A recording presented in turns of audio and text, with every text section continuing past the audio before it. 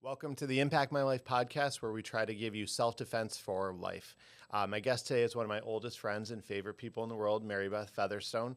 I thought she'd be a perfect guest for this podcast because she kind of bridges two worlds. She started her career as a corporate recruiter and HR professional, but then transitioned into being an educator, and she's a second grade teacher at a local school district. And so I thought she'd be perfect as we're heading into back to school season, helping parents, just set their kids up for a great school year. But first, Mary Beth, welcome. Thank you for coming. Thank you, Jason. I'm excited to be here. Awesome. I'm going to read a brief intro just so people can understand what Mary Beth's history is and, her career and just kind of the path that she's gone on over. I won't talk about how many years in your career. Okay, we won't. So Mary Beth is a Bishop Ludding graduate. She earned an AAS degree in business administration from OCC. She later attended Lemoyne, my alma mater as well, to receive a Bachelor of Science in Industrial Labor Relations and Human Resource Management, my same degree as well. She started her career over 18 years for PNC Foods in a variety of roles, including store operations, and then at a corporate level, she worked in the training and development department. She did an internship at Philips Broadband, which is where we met each other, and she was hired as their corporate recruiter and was later promoted to a senior human resources representative.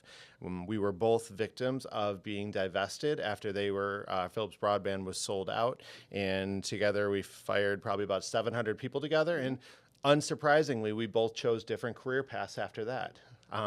This I was interested in. I didn't realize this, but because we lost our jobs to foreign competition, you were eligible to go back for retraining. That's how you got your master's degree back at Lemoyne in education, Yes. Which I didn't realize. That's pretty cool that I don't know, that was an option for us. So that's great.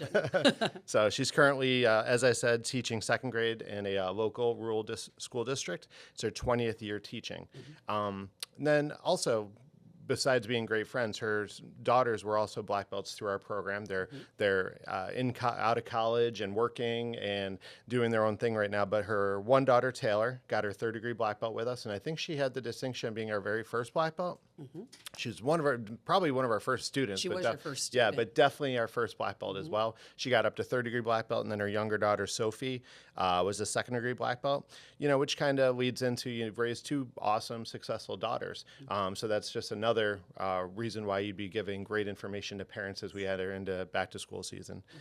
Taylor graduated from Colgate. She's currently working in Washington, D.C. for the United Nations Refugee Agency and attending Johns Hopkins. And then Sophie, who doesn't want to be talked about, is just graduated from Boston University and will be going back to complete her master's in September. That's right. Did I get everything? You got everything. I got everything. Jason, good Awesome. job. So, I gave them the intro, but let's talk with your story, because that's a big career change. I know for me, I went from doing HR stuff, which on the recruiting side, when you're bringing people in and giving people jobs is a really positive thing. There's nothing better than offering somebody a job and an opportunity. But then when we got to the other side of it, and we fired a lot of people, including ourselves, Right. which we did with dignity, is always my joke. It's a pretty big change. I wanted to move towards something more positive. Was that the reason why you did it, or were there other motivations? Yes. By the time we had closed down that facility, I was pretty burned out. And you dealt with a lot of people's emotions as they were transitioning to another career. And when I first went to college, I went to college to be a teacher, but I took a labor law class, and I said, "Oh, this is kind of interesting." I had a great professor at OCC. Harper? Oh, never mind. I thought it was That Lemoyne. was Yeah. Harper was at Lemoyne. Yeah, he was great. Yes, he was. I love Professor Carper. But no, it was Mr. Carey. And he had talked to me, and he said, "You know what? You should really look. Lemoyne has this program. Check it out. I think you should continue to go on." And so with his recommendation, that's how I got to Lemoyne. And I fell in love with human resources, because what really is it? It's talking to people. It's training, it's development, it's helping people with problems. Love doing it. And ultimately, when I got to Philips, like you said, being a recruiter was the best job I ever had in my life. And selling Central New York, selling the company, working with the high-tech individuals, that was cool. It had to make the transition of closing the plant even tougher than it was for me. For me, it was just somebody I felt terrible about laying them off. But for you, a lot of it was you hired them. You brought them into the company, and now it's goodbye. You know, even though it wasn't your fault, it had to be extra tough for you. So I could see where that would have burned you out. And we relocated them from all over the world. Yeah. And, you know, you got to know their families well, and it was difficult. I mean, the really highly technical people landed jobs in, you know, in Meriden or State College, Pennsylvania with the acquiring company. But for the rest of them, it was a tough thing to do every night. Yeah. And that's one of the things that I really always looked at you and said, wow, look at how he does this with such grace and calmness. And I can remember having the conversation because I'd get a little nervous and I would lose sleep the night before we had to do a RIF, which is a reduction in force. And I'd be like, how are you so calm? And you'd look at me and you'd like, it's a karate. And I'd be like, one day if I ever have kids, my kids are going to do karate. And you just always carried yourself with such confidence and poise that I really looked at that as a skill set that I wanted to be able to give my kids one day. That makes total sense. Yeah. I know for me too, I started towards the end having, don't tell the C Corps people, but I had a kind of a secret thing that I would do with the engineers. If I came in casual clothes, they knew they were safe because they never knew what day they were going to lay people off. And so, but if I dressed up, if I was wearing dress pants and a dress shirt, they knew that it was that day. So, you know, it was kind of like, didn't tell them, but told them. And, you know, I had a couple of them tell me that they appreciated, you know, the little bit of heads up. Yeah, the heads up and being able to relax, you know, the other days. So you brought up, you know, the mindset of like martial arts and you know, the poise, you know, that people develop through the martial arts. Was that one of the things that, you know, attracted you to the program initially? Was it something the girls wanted to do, or was it something that you said, hey, I really feel like you should do this? Well, if you remember correctly, as we went off into our own new lives. My memory's terrible. That's I don't okay. remember anything. That's okay. I remember our lunches. We had great lunches. We had great lunches. Taylor was about 3.5 years old, and I had just had Sophie, and you were opening your dojo, and I brought Taylor to be a little champion, and the floors weren't even set over a little mat space. Yes, yes. And I remember after you had done some work with her, you didn't know what to do. Yeah. So at the time, you called up your master, and you know they coached you on this is what a little champion is. Yeah, they never let me teach them. I always taught adults and black belts. Right. So that's when she started. She was almost 4 when she started, and she just went through the whole program. And at the time, it was the best time to be at your dojo because there was, you know, 2, 3, and then kids, and it continued to grow. So that one-on-one attention was magnificent, you know. And she ended up going right through Little Champions. And I remember when she had gotten she was the high red in Little Champions, and she belted out at that last ceremony. And she's like, "Where's my next belt?" And you're going back to yellow. You're going back, but you can keep that last belt. And then she started her journey and continued it on. And so it was just, the karate was a family environment too. You know, the other families that were there. You know, Mr. O, you know, Colleen, it was just a very family environment where we raised our kids together. We came to the dojo. You spend a lot of time at the dojo, so it's a home away from home. And we just enjoyed the culture and the atmosphere. Yeah, I still remember, I won't say their name, but one family that moved to Syracuse, and like 6 months later, they're like, everybody we've met in town that we like, they all go here. And I'm like attracts like. You know, if you're a good person, you know, you're going to want to be around good people. That's why we like referrals so much in our program, because, you know, if you refer somebody, I know they're going to be awesome people with similar values. So getting back to, you know, the topic of the day, having worked in, you know, both corporate hiring and education, you kind of have like the reason I put you on here was you have kind of a unique perspective. So how do the worlds connect in your mind? Like having, you know, kids going through the education system and then being hireable someday. How do they connect? How do you think schools could help, parents can help making their kids, you know, better employees, but also just more hireable someday? Right. I think that there's a direct connection.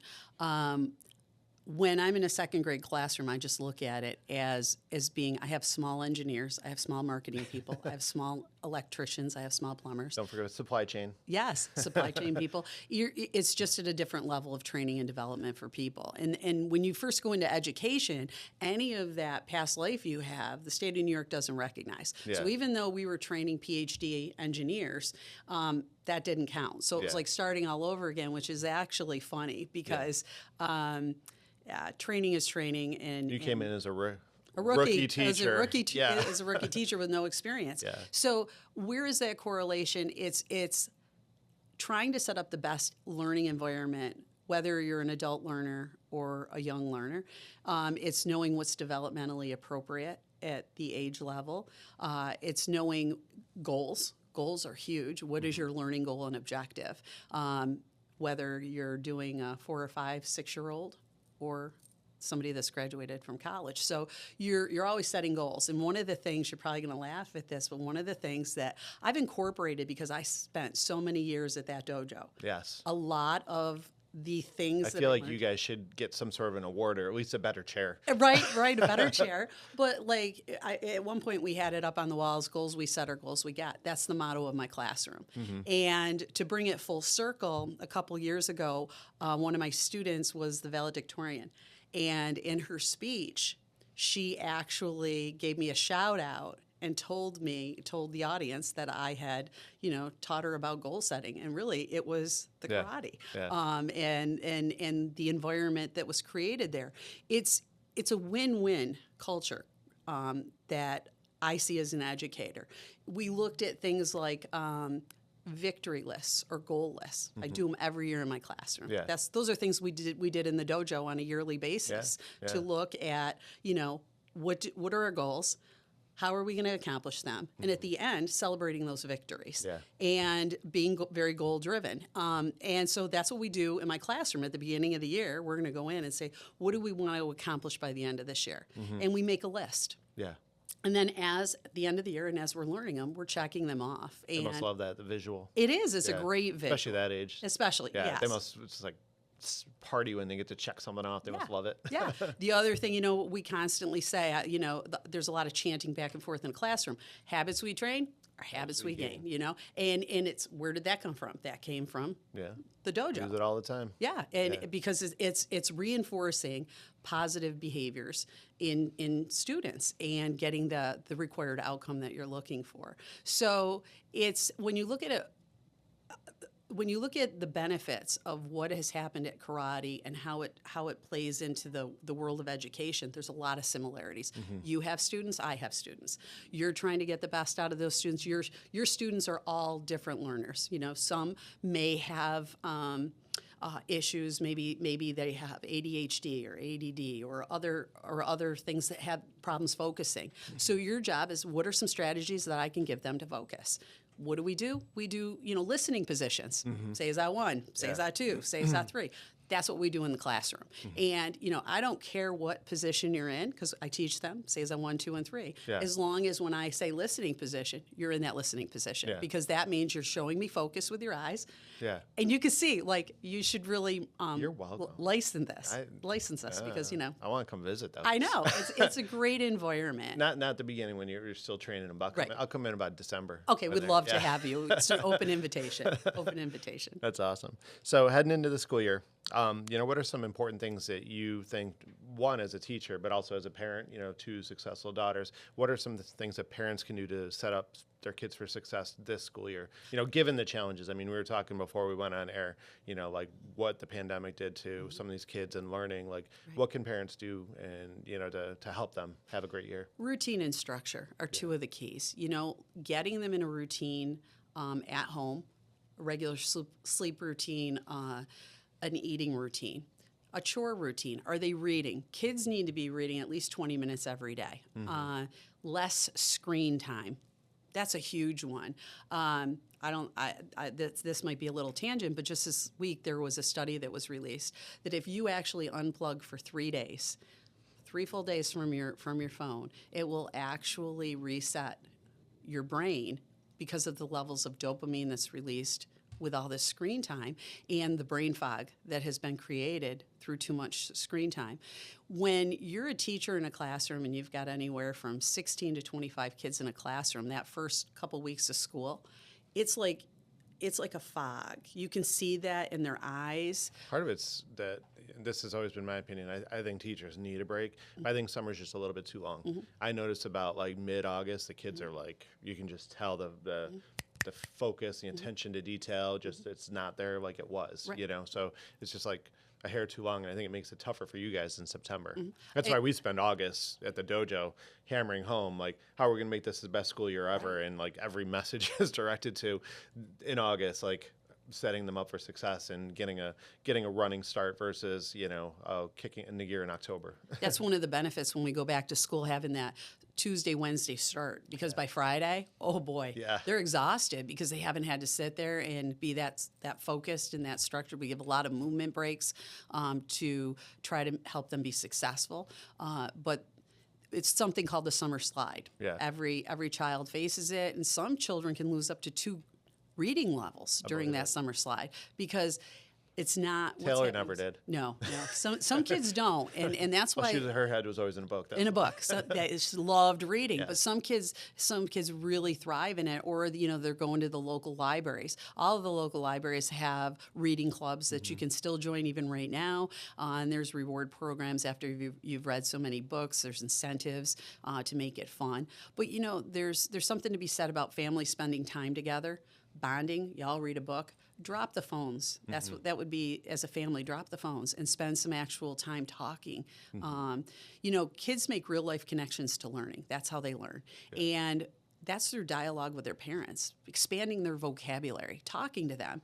I was at the doctor's office the other day, and there was probably a 6 or a 7-year-old on the side of his mom. His mom was buried in her phone for one reason or another. She's buried in the phone. The kid just wanted to look and talk to the mother, and as a teacher, I'm like, this is such a missed opportunity because you could be telling them what's taking place in this doctor's office. What are we doing here? What are we going to see when we're here? And I just see, and perhaps it's my age because I grew up without cell phones. Yes, there's a benefit to them, but it takes away a lot from a child's learning. Yeah, we talked about this a couple weeks ago. Some of the students and I were talking about, you look at how long evolution takes, like just minor changes in human beings take like thousands of years. And like the amount that the world has changed in the past 15 years, say iPhones were 2008, 2010, then the internet on your phone to social media, like the amount of change that our brains have gone through in the past 15 years is crazy. And who knows when it'll catch up, but like it's definitely something to it. They're saying that kids and people are looking anywhere between 90 to 100 times every hour to their phone. And that's why with the new legislation, that's going to be interesting. It's going to be really interesting. How are these, especially high school teachers, where I'm working, we do have kids that'll come in with the watches or the cell phones, and they know that I'm a red zone, which meant in the past that they're not allowed in the class, but you can keep them silenced in your backpacks. But these high school teachers, with absolutely no having it not allowed in their classrooms, how are they going to handle that, and how will the kids handle that emotionally? And what I worry about is, and I've been to our local board meetings for our schools, is looking at, we haven't given the kids the opportunity to transition into this. It's going to be a cold stop. And we haven't given them any guidance, and we haven't, talked to them and said, why are we doing this? So they're anxious already. And they have to check it constantly. And I'm not saying that that's a good thing, but I am saying to do a cold turkey, September 4th or whatever day they start. It's going to be interesting. Because a lot of those kids also use it for white noise. They've got an earbud in, they're listening to music. And let's face it, it shows that if white noise helps certain students learn and focus. So it's really what their learning style is. But I think that that's something that we're going to be hearing a lot about in the months to come, if this is going to be successful or not. Yeah. That's kind of leads into my next question. I was going to talk, are there any, kind of like negative trends or things concerns that you see in education, that parents should know about? So that's one of them is, how is this, whether you support it or not, it's going to be a rough transition, for these kids come September. Are there any other things out there that, we should know about? Yeah. AI is huge, and it doesn't matter how old you are, and it's going to change the very platform of teaching. And how are we going to handle those changes? How is it going to change the instruction in the classroom? What's that instruction going to look like? Not everything is bad. It can be great. It can be good. And how are teachers going to use it to the most beneficial point for the learner. But that's a big question. I have screen time. As I said, screen time is a huge concern for me as a teacher who teaches Especially 7 or at your 8 age. years old. Yeah. They need, it needs to be limited. They need to have movement breaks. We're looking at kids too now in 4 or 5 years old, are pre-K, kindergarten age, very poor fine motor skills. Okay, that's because they're not playing with Play-Doh, they're not doing sensory tables.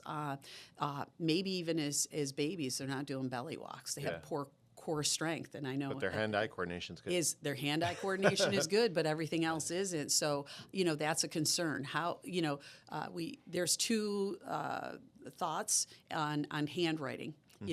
Some teachers are like, it doesn't matter anyways. They're going to be, on computers anyways. But then the others are. There's a direct correlation to that ability to hold that pencil and write for their fine motor and the muscles in their fingers. It's funny. One of our calisthenics sets was write your name in cursive leg raisers. The kids don't know how to cursive anymore. So I'm like, okay, you can print it. And I joke, I'm like, use a good font though, no Comic Sans or something like that. But it's like, we can't do that set anymore. Right. I know. It's how the world's changing. Yeah. Not all change is bad, but you've got to put a substitute in there to help make up for that loss. Yeah. Well, it's funny. Like, no cursive. How do they sign their names when they get older? Right. Like how do you sign? You're buying a car or something like that. It's a check.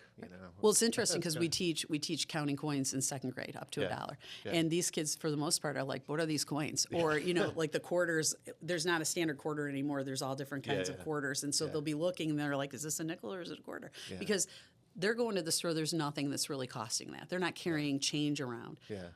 The real reason we do it is, to help kids mathematically be able to count. It's an important skill that they're able to do, but to try to Some get of them them to might be a make that cashier someday. That's right. Yeah. That's right. But right now it's tap and pay, and pay. So that's another shift that has to happen as educators. We've got to shift because we know our students aren't going to be using that skill. Yeah, in that's the a future. whole nother topic. Is we probably have you back for someday, but using AI in the classroom and changing the structure of like what they teach, instead of just like rote memorization of stuff, like how can they get deeper and make it more analytical? Because I remember when Common Core was coming up, it was all on the internet.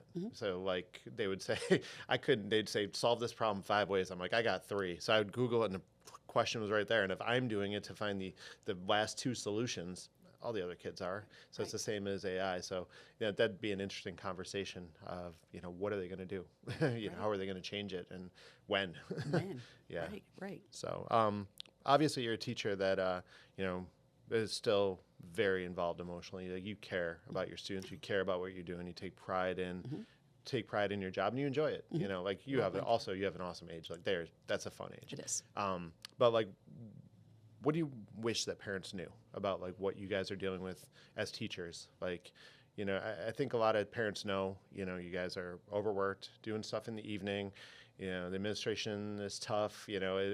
Kids are tough. But what are some things that just in the trenches that you wish parents knew? I wish that they could really look at the growth that their child makes in a calendar year, and I wish that they could see that. I always take a picture of a kid on the first day of second grade. Actually, we do it on the second day. We call it the second day of second grade, and so it's a big day, and we do a little celebration, and then we take that in the same location on like one of the last days of school, and just to see physically how much they've grown. It's so funny you say that because I just got my hair cut the other day and the person had that picture up for kindergarten for their son beginning to end, and I was like, that's a really cool keepsake that the teacher gives you, and she goes, I love it so much. She goes, that's why it's up here so I can look at it. She goes, and just look how big he got, and the teacher was the sweetest for doing it, so it's great that you do that. They do appreciate it. Right, I know. But you ask how you can help. Get involved in your local PTA or your PTO, because that's who teachers go to when they need additional resources. Teachers are generally, depending on your district, if you're in a larger district, your construction paper and basic supplies are they're called consumables and they're paid for by the district. In smaller districts, we get a set amount, and that has to pay like $500 for your entire year. That includes everything. So That obviously hasn't been updated in the past 5 years. 19, last 19. Yeah. But because everything's doubled in the past 5 years. Right. But the idea is we often go to our PTO, and who are our PTO? Those are our parents in our school district, and so when there's a sale coming up and it says this benefits the PTO, well, that's benefiting your child. So get involved. They have all different kinds of popcorn movie nights, ice cream socials. Look at that stuff as it's coming through Parent Square to you, and get involved. Get involved. You're your child's advocate. It's okay to get on Parent Square and send the teacher a message. I look forward to working with you this school year. We Open like the listening. dialogue. Open that dialogue. Continue. The teacher's going to send you out a thing. Welcome to my class. Yeah. I love it when I hear back from a parent. Yeah. I'm fortunate. I'm in a small rural district. I just got my list, and yes, the last week it's not even the end of July. My classroom is ready. I love what I do. Yeah. Okay, it's got the nameplates on and everything. There can still be some changes, They're but ready to that's walk okay. in Yeah. a month early. I love that. Yeah, but the idea is I look at my class list. I have relationships out of the 18 kids. I already have relationships with 11 of the families, so I know them, and that's another thing that I love about They where probably I work. requested you, honestly. Well, it's it's a smaller district, so You can do that. well, no, not that you can do that, but We always did, and we're in but- CNS. You did, yeah. Our district tries to say You're the best not. principal. We try to have our first grade teachers place, so that with personalities and things like that. But it's just when you have that relationship with your teacher and the parents, it sets them up, your child, for a more successful year. Yeah.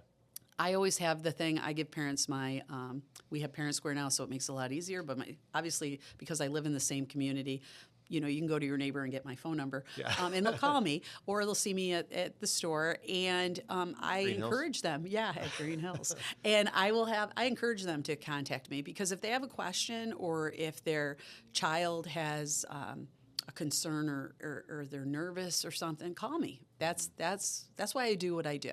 The other thing is very interesting coming out of HR. I still don't make my starting salary of what I started at Phillips in the mid-90s. So you must love it. Yeah, because you got to love it. Yeah. And if you don't find what your passion is, I don't think you're as happy in life. Yeah. And I've said this before, I just had the monumental 60th birthday, and people are like, "Oh, you're getting ready to retire?" No, I look forward to doing this. Like, I'm excited to go into my classroom. The school secretary called me today to say, "Your supplies are there." I can't wait to get there tomorrow morning to unpack them. I've had my couple weeks. I've done my reset. Yeah. Now I'm doing some training and doing different activities for that first week of school, because you got to love what you do. So it doesn't matter what job you have. You change careers over your lifetime. I mean, look where you started. You've been to high potential. You were at Motorola, and then you were high potential. You came to Phillips, and then you've been at the dojo, and now you're an entrepreneur and doing all different kinds of things. You evolve, and as you evolve, I think your skill set grows, and you become better at your job, because and it keeps it fun. And it keeps it fun. Yeah, that's half the reason I do this. Is it's fun. It's fun. This was and I have great friends. This was an opportunity to have a little fun, go out on a limb, and I'm glad you invited me. But that's it was so funny too. You posted on that Facebook post, and I was like, "Oh, little do you know, I was already planning to message you that day." Right. That's funny. That's funny. So let's switch gears to recruiting. Okay. When you were hiring people, what qualities made candidates stand out to you? What were you really looking for when you hired people? Because, seeing where we're going might help parents now. Okay, this is what they need to be someday. What can I do now? So what are some qualities that you look One for? of the biggest things I looked at was, could they carry a conversation with me? Did they have people skills? And especially yes, the technical ones. And I'm talking, we were hiring PhD engineers who historically don't have the best communication skills, but could they carry that conversation on with you? Because they were going to have to be on cross-functional teams to be able to support the business unit.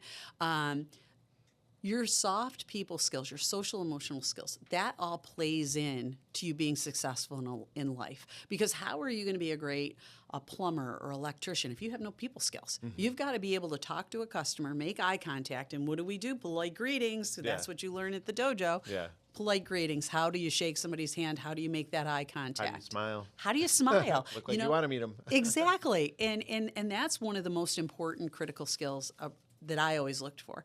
We were Obviously, teaching the kids a couple weeks ago. We were saying, ask them their name and then say their name back, and they'll help you remember them. Like little things like that. And one of the parents was like, "That's a really good tip." I go, "Yeah." They're like, "I see how you know everybody's name now." I go, "Well, no." I go, "I see them a lot, but but they're like, that's a really good tip for the kids to learn." it is, and that's something that as we have guests that come into our classroom, I have my class line up, and they have to go do a polite greeting, just like we did at the dojo. Yeah. They've got to go up, and for some of them, it is very difficult, and they're 6 and 7 years old. It's very difficult. So, you coach them because they're not supposed to know how to do everything. That's my job as a teacher, to show them how. And it's also their job of the peers. They can watch what their peers are doing, and that's how they learn. That's something that's changed over the past couple of years too. When we used to do polite greetings, you would do it to another parent. We'd say, cry to strangers are okay because they're all of the other kids' parents. But I've noticed the past couple of years, a lot of the kids, I have to start with them actually giving their own parent a polite greeting because They don't know to how.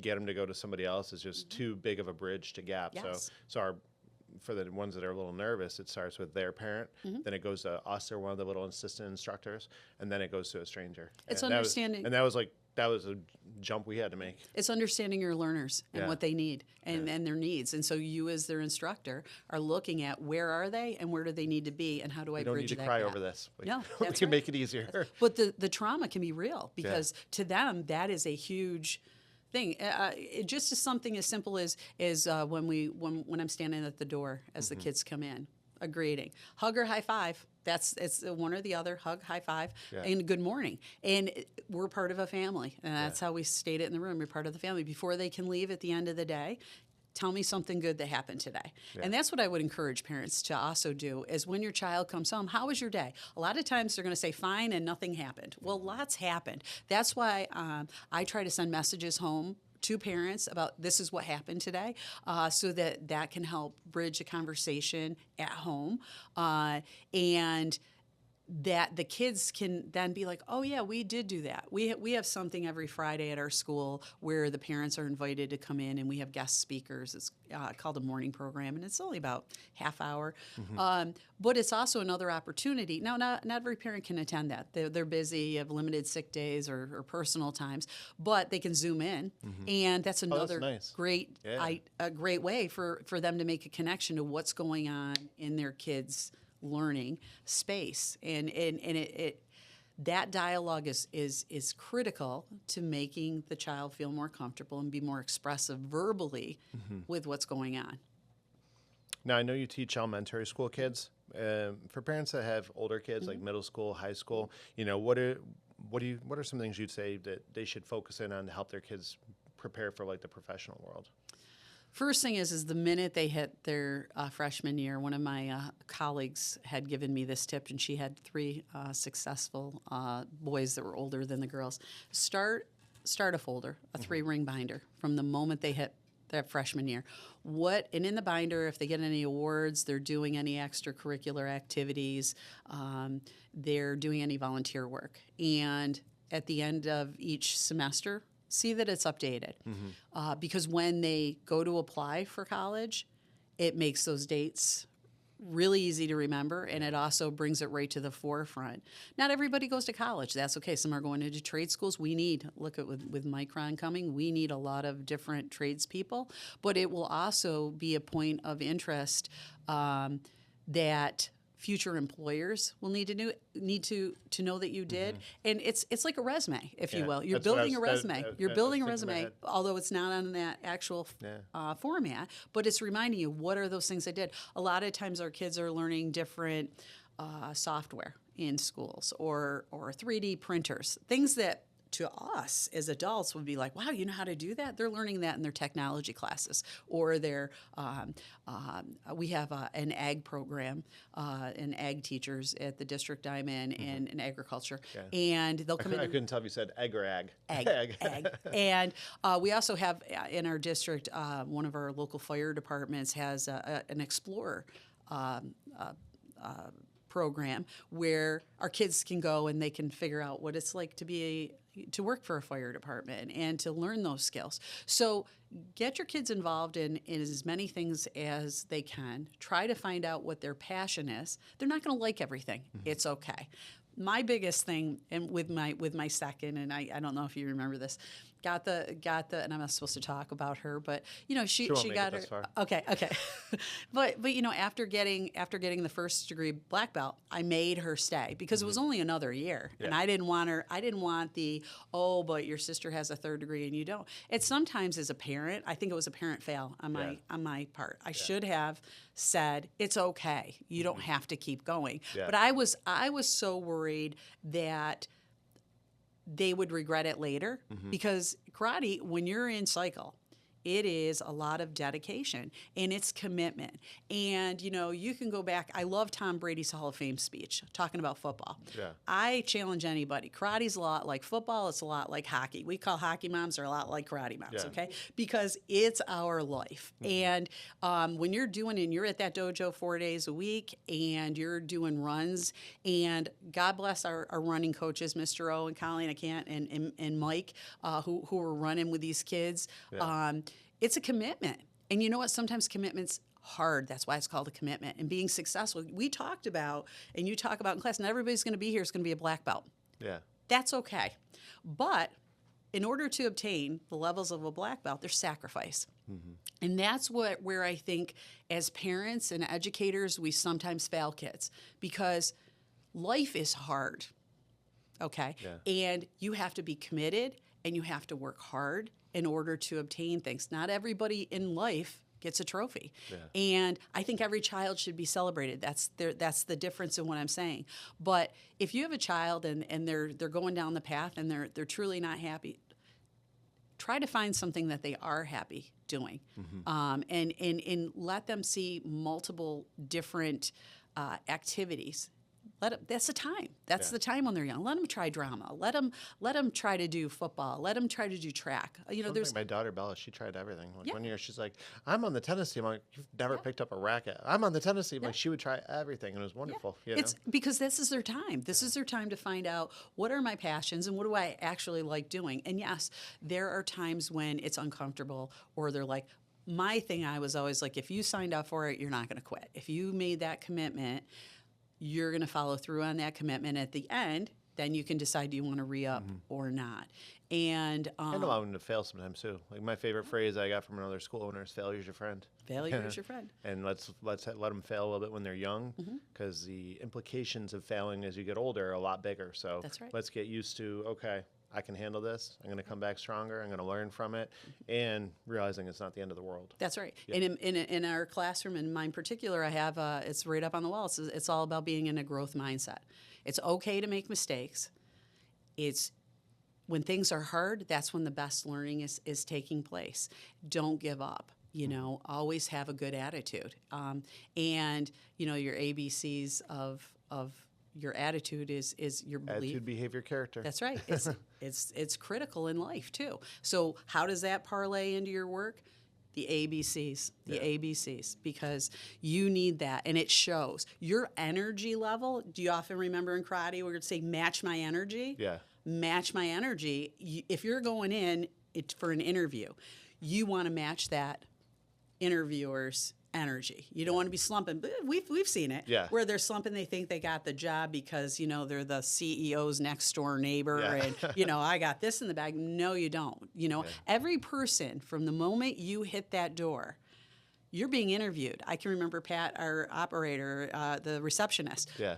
Oftentimes we go out to Pat. Pat, how was that? Wasn't nice to me. Wasn't nice to me. Was rude. That is huge. Yeah.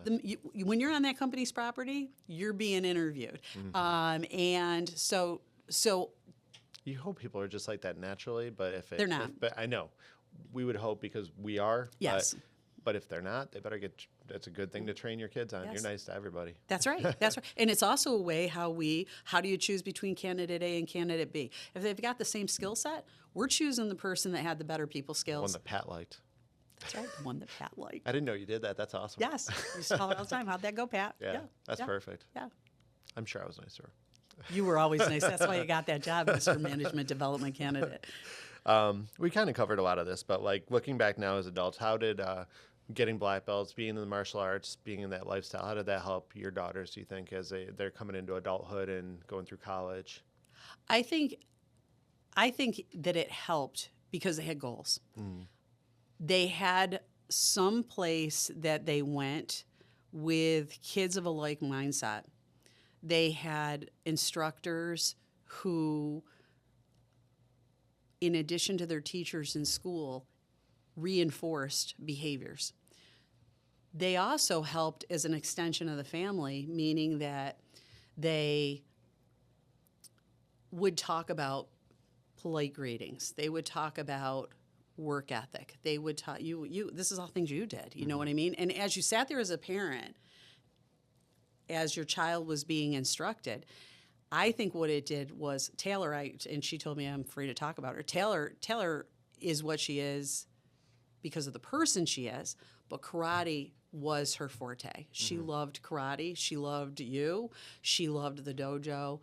She didn't love running. No, I still remember the gravel day. Yeah, yeah. We had some interesting run stories, and we had, you know what? Many times she got caught. And when she got caught, it was hard. It was hard to get caught and be told, no, your friends are going to get a black belt, but you're not. Happened to me. Yeah, It's happened to her sucks. twice. And It so, sucks. but what happened when she was at the Civic Center speaking in front of, back when we did it at the Civic Center, and there was over 1,000 people, and this kid's up there. She loved that. Oh, she did a loved great that. job. She did a great job, and she's talking about her journey to black belt, and that's exactly what her life at karate was. It was a journey, and she knows. She just did an 11-mile hike this past weekend.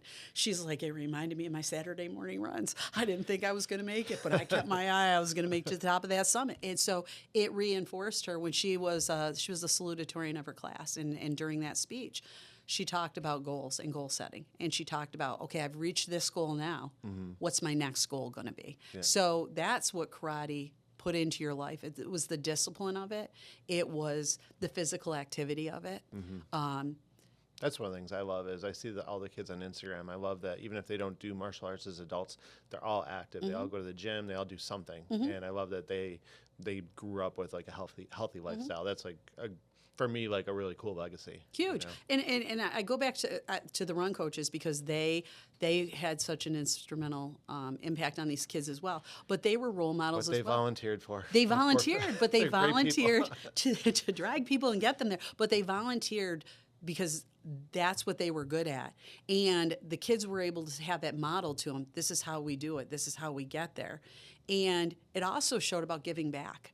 I mean, I really think a lot of what's innately in wanting to help, like in a nonprofit work that she's working on, is giving back. Well, that was shown at an early age that, you don't always get paid for everything.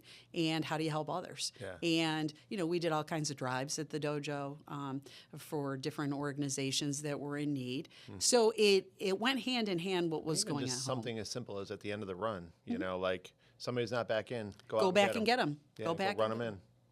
Yeah, and sometimes it would be really cold, and we didn't stop because guess what? It would be -10. We didn't care that there was a wind chill. There was a run to have, and it taught you that sometimes things are hard.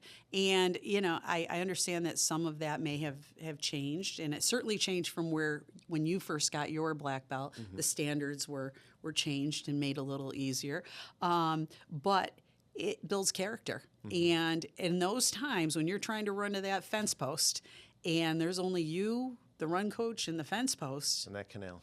Never-ending canal. The never-ending canal.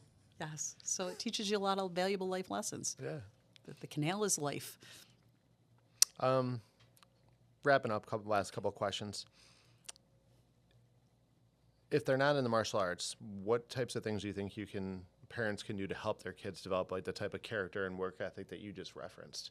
If they're not in the martial arts, like I think honestly, everybody should train the martial arts, even if it's not with me.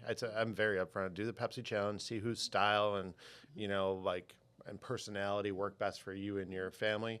But I feel like everybody should, but if it's not realistic, what are some things that you think parents can do, to help them with that character, the work ethic, and the things you referenced? Time is so difficult these days for parents, and there's not a lot of it, and there's a lot of strains on parents. But I think you really need to know, your child best. Mm-hmm. What are their interest levels? But part of having physical activity is really critical in whatever activity you're picking. I love this, especially at the age level I'm teaching. Many kids don't even know how to play t-ball. Yeah. Okay, all it is a wiffle bat and a ball. You can go to the Dollar Tree and get it. Go outside with your kid, and play. Say, you know what, for the next couple weeks, we're going to do a different activity every night. Find out what that interest level is of that child and talk to them. They can tell you. I mean, I have kids that'll be like, this is exactly what I want to be able to try. My mom won't let me. Well, they might have 5 siblings at home, and, mom can't be at 52 activities at once. But really try to find something that the child is good at and is at least is interested in it. And then try to find an activity that complements that, because it's all about being on a team. Yeah.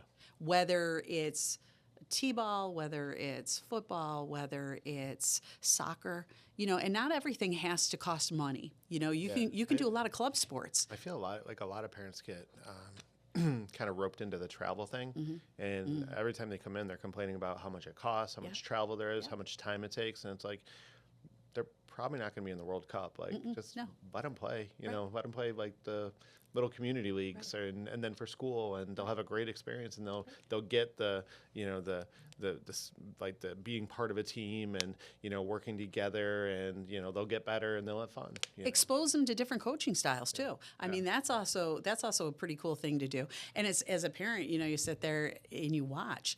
Different coaches bring different things to the table, and how does that benefit your child? And then it's okay if that wasn't what they wanted to do, but hopefully it's building a sense that they're on a team, they're all working towards the same goal. And that's, sometimes it's winning, okay, or getting better, but it's teaching them life lessons ultimately. And sometimes it's losing. It's okay. It's okay to lose. It's okay. I saw one today because my social media clips are,